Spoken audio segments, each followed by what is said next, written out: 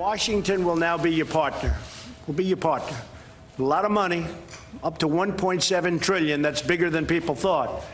And we're going to have a lot of great people working. We're going to also have great companies investing and building, and they'll build for you, because sometimes the states aren't able to do it like we can do it, or like other people can do it, or like I used to do it.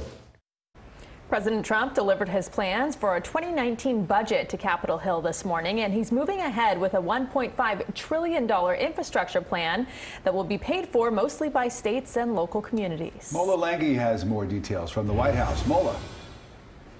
Well, Rick, Elliott, Rudabeh, good evening. As you mentioned, infrastructure a key part of this plan, and that's typically something that nearly everyone in Washington agrees on as a concept. The challenge is, how do you get it done? More specifically, how do you get it paid for? As you mentioned, the president's plan puts the financial burden on states and local governments, and that point in particular is not proving all that popular. President Trump spoke to a group of state and local lawmakers and told them help with rebuilding their roads and bridges is on the way. Washington will no longer be a roadblock to progress. Washington will now be your partner. Will be your partner. But the president's infrastructure plan will mean many of the lawmakers will have to foot the bill themselves. Of the $1.5 trillion plan, only $200 billion would come from the federal government. The rest would come from state and local spending and private investments. Nobody knows better than you people where you want the money invested.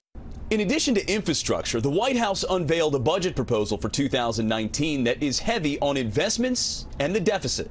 This budget not only funds the president's priorities, but puts the country on a path to restoring fiscal discipline. The $4 trillion proposal includes $17 billion to fight the opioid epidemic and $23 billion for border security, including the border wall. But conservatives don't want to add another $1 trillion in deficit spending. It makes even a drunken sailor blush. And the problem with that is the drunken sailor actually spent his own money.